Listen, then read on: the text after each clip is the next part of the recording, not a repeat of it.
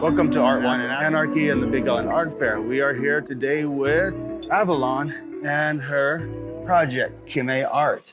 So how long have you been doing this? How'd you get started? I have been making art most of my life. Obviously, my mother is an oil painter and she can do photorealism.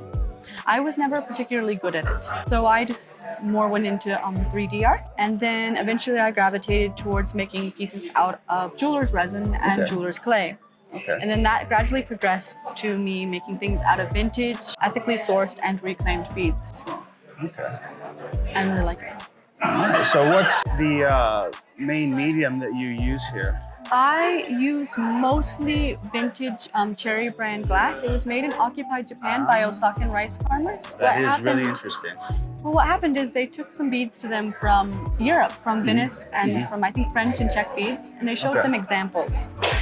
And some of the farmers, because this was a collective, made beads that were very, very European looking, like this Millefori bead, which is covered in spectacles. And then they also made beads which are very, very distinctly, in my mind, Japanese.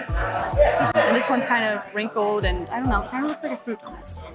So I mainly work with these beads, with the Japanese ones. And they come in various sizes and they come in various things, but they're very strong. Unlike a lot of modern beads, which seem to be kind of fragile. And the colors on these beads go to the core. A lot of modern beads are coated. Right. So if you scratch them, they're done. Right, okay, that's interesting to know. The beads I can't get, I will make. So I can make things like things that look like black opal. So you use a kiln? No, I use jeweler's UV reactive resin. Oh, okay, that's I've tried some other brands, but they can be skin unsafe. When you're talking about jewelry, that's a big deal, of course. Yes. Yeah. I wear a lot of my stuff before I ever put it out to check, because I have extremely sensitive skin. So is there any particular piece or set you want to look at? Sure, let's look at... This particular piece is made primarily with the Japanese beads from Osaka. But I made these ones out of jeweler's resin right here and right here. And they have a glow pigment inside of them that's essentially very similar to highlighters. So in light, they glow like this, and in black light, they glow like they have an LED inside of them. It's really interesting. And then these particular beads are ones I've scoured the entire internet trying to find more of them, but these are it. These are all the only ones I can find. I've used Google AI to attempt to find more.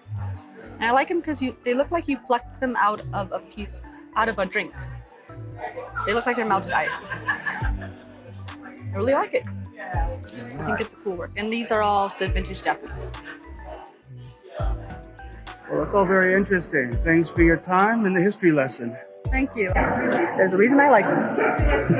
All right. And I guess people like what they like.